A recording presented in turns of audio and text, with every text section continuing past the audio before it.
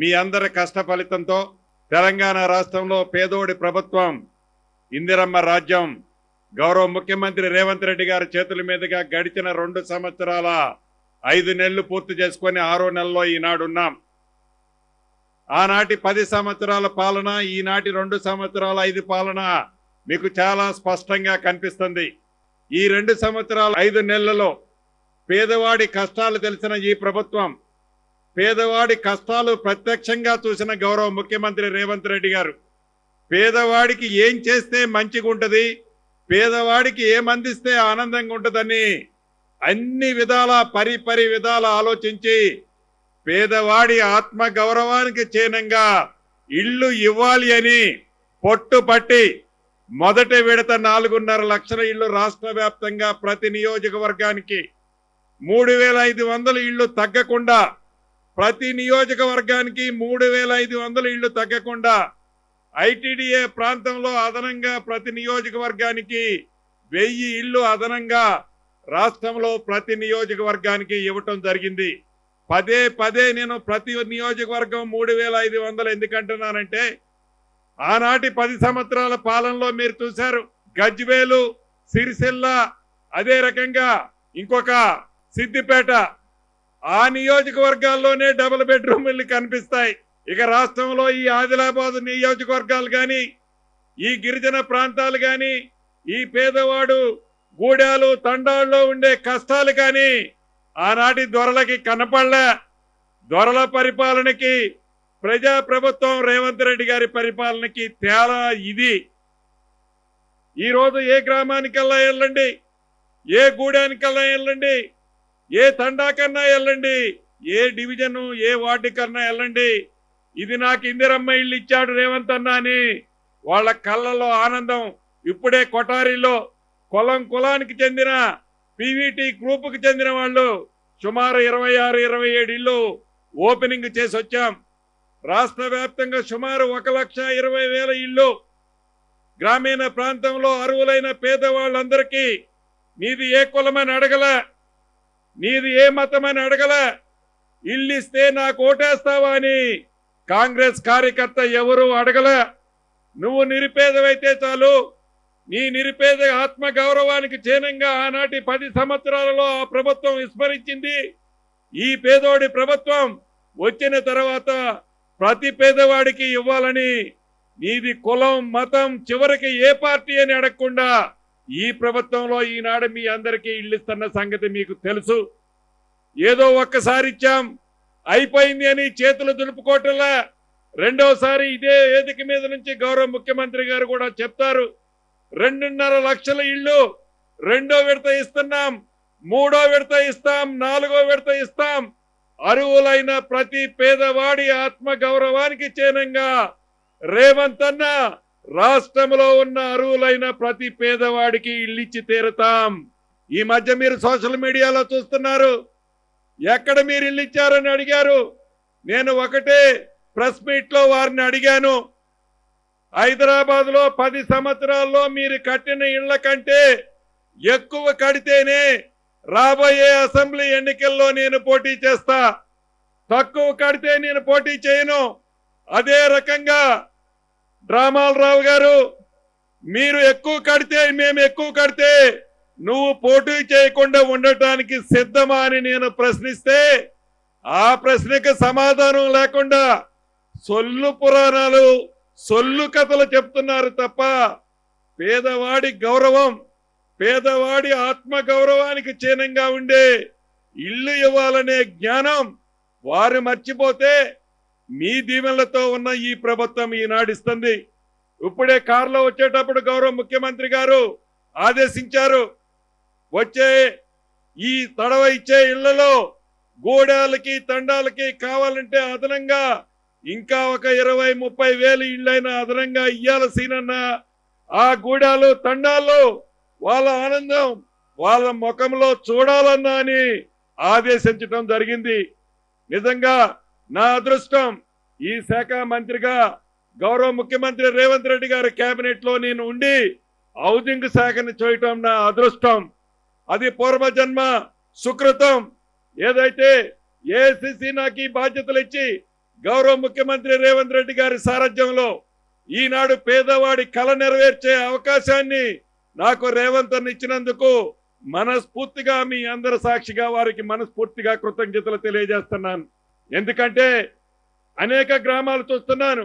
నా నియోజకవర్గంలో తిరుమలాయపాలెం ఒక తండాకెళ్ళాను. ఈ మధ్యనే ఒక ఇంటికి శంకుస్థాపన చేసేటప్పుడు ఆ పిల్లోడు అన్న మొన్నటిదాకా నాకు గుడిసుండేది, మొన్నటిదాకా నాకు తాటాకులు గుడిసుండేది, నువ్వు ఇచ్చిన ఇందిరమ్మ ఇల్లు కట్టుకున్న తర్వాత గుడిసున్నప్పుడు నాకు పిల్లనీయటానికి కూడా ఎవడూ రాలేదు, నాకు పెళ్లి కాలేదు, ఇల్లు కట్టుకున్న తర్వాత రేపేనన్నా నా పెళ్ళని ఆ తమ్ముడు చెప్తే, ఆ ట్రైబల్ లంబాడి తమ్ముడు చెప్తే నా కళ్ళమ్మటి నీళ్లు చెమ్మగిల్లాయి. జీవితానికి ఏం కావాలి? అంతకంటే ఆనందం ఏముంటుంది? ధనిక తెలంగాణ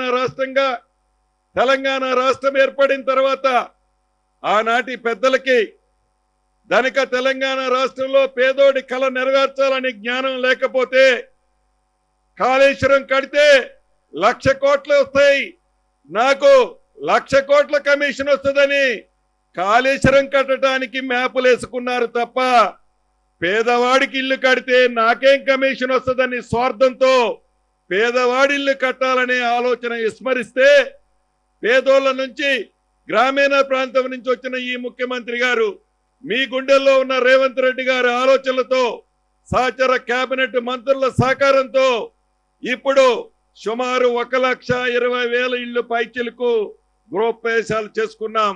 ఇంకా 2 నెలలలోపు మరొక 1,00,000 చేసుకుంటాం. ఇది నిరంతరము ప్రక్రియ. ఒకసారి ఇచ్చి ఆనాటి పెద్దల్లాగా బొమ్మలు చూపించే ప్రభుత్వం కాదు. వేదిక మీద ప్రతిపక్ష శాసనసభ్యులు కూడా ఉన్నారు. వారికి తెలుసు అనేక పర్యాయాలు ఈ ప్రభుత్వాన్ని ఇందిరమ్మ ఇళ్ల పట్ల వారు అభినందనలు తెలిపిన సందర్భాలు చాలా ఉన్నాయి.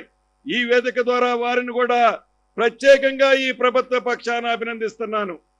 ఎందుకంటే నిజాన్ని నిర్భయంగా వాళ్ళు ఒప్పుకొని చెప్పిన సందర్భాలు ఉన్నాయి. ఈ ప్రభుత్వం గౌరవ ముఖ్యమంత్రి రేవంత్ రెడ్డి గారి నాయకత్వంలో భవిష్యత్తులో ఇందిరమ్మ ఇళ్ల విషయంలో నీది ఏ కులమని అడగం, నీది ఏ మతమని అడగం, నీది ఏ పార్టీ అని అడగం, ఇల్లు ఇస్తున్నాం కదా ఓటు నువ్వు నాకే ఏమని కూడా అడగం. ఆ అవ్వకి, ఆ చెల్లికి, ఆ తాతకి, ఆ తమ్ముడికి ఇల్లు ఇచ్చింది రేవంత్ అన్న గుర్తు వాళ్ళ మనసులో వాళ్ళ యాదిలో ఉంటది. తప్పకుండా వాళ్ళ దీవెనలు ఈ ప్రభుత్వానికి భవిష్యత్తులో కూడా ఉంటాయనే ధైర్యం ఈ ప్రభుత్వానికి ఉంది. అదే పద్ధతిలో చేస్తామని కూడా ఈ వేదిక ద్వారా చెప్తూ ఈ రెండోసారి ఇచ్చే ఇల్లు ప్రతి నియోజకవర్గానికి 2,000 ఇస్తున్నాం. మీ అందరికీ తెలుసు ఆనాడు ఇందిరమ్మ ప్రభుత్వంలో ఫౌండేషన్ కట్టుకోను, మొండి గోడల వరకు కట్టు, స్లాబులు వేయకుండా చాలా గ్రామాల్లో 5-10 ఇళ్లు ఆగిపోయాయి. ఇల్లు కట్టుకుందామని మొదలుపెట్టి సొంత డబ్బులతో మొదలుపెట్టిన తర్వాత ఆ ఇంట్లో బిడ్డ పెళ్ళుండో కొడుకుకు చదువుండో సగంలో ఆగిపోయిన ఇళ్లుంటాయి. 10 సంవత్సరాల్లో దొరల పాలనలో గృహలక్ష్మి ద్వారా ఎన్నికల 6 నెలల ముందు కాగితాలు ఇచ్చారు. గృహలక్ష్మి ద్వారా రాష్ట్ర వ్యాప్తంగా 4 లక్షల మంది నా ఆడబిడ్డలకి కాగితాలకే పరిమితమయ్యాయి. అలా ఇచ్చి ఆగిపోయి మధ్యలో ఆగిపోయిన ఇళ్లున్నాయి. ఈ రెండోసారి ఇస్తున్న ఇళ్లలో అటువంటి వాటికి సంబంధించిన ఈ విడత ఈ 2,000లో 500 ఇళ్లు అటువంటి వాటిని కూడా ఇస్తున్నాం. పోయినసారి దానికి ఈసారి దానికి తేడా సగంలో ఆగిపోయిన ఇంటికి ఆ ఆగిపోయిన ఇంటి పరిస్థితిని బట్టి దానికి కూడా రేవంత్ అన్న మీకు కానుకగా ఇవ్వబోతున్నాడని చెప్పడానికి సంతోషిస్తున్నాను. ఒకటే మీకు చెప్తున్నా, మీ నిబద్ధత చూస్తుంటే, మీ ఆనందం చూస్తుంటే ఇట్లా సూది కిందేసిన ఆ శబ్దం మీరు స్పష్టంగా వినిపడే విధంగా మీరంత నిశ్శబ్దంగా క్రమశిక్షణతో కూర్చొని ఉన్నారు. చాలా సంతోషం. నేను మాట్లాడిన తర్వాత ఎవరూ లేకొద్దు.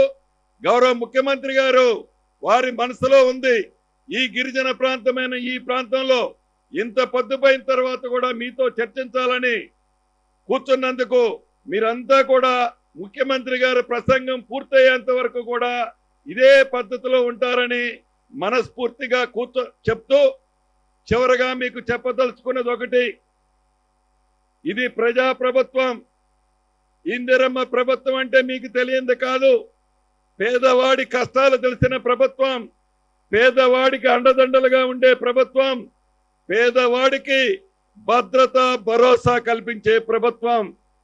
అది ఏ కులమైనా కానీ, ఏ మతమైనా కానీ, ఏ పార్టీ అయినా కానీ మీ అండదండలుగా ఈ ఇందిరమ్మ ప్రభుత్వంలో రేవంత్ అన్న వారి సైన్యం మేమంతా ఉంటామని మీకు తెలియజేసుకుంటూ మరొక్కసారి లక్షలాది మందిగా ఇక్కడికి విచ్చేసిన నా కుటుంబ సభ్యులకి, ఈ కార్యక్రమాన్ని ఏర్పాటు చేసిన ఇన్ఛార్జి మంత్రివర్యులు జోపాలన్న, ప్రేమ్ సాగర్ రావు అన్న గారికి, అదే రకంగా స్థానిక నాయకులందరికీ మరొక్కసారి చేతులు జోడించి నమస్కారం తెలుపుతూ సెలవు తీసుకుంటున్నాను.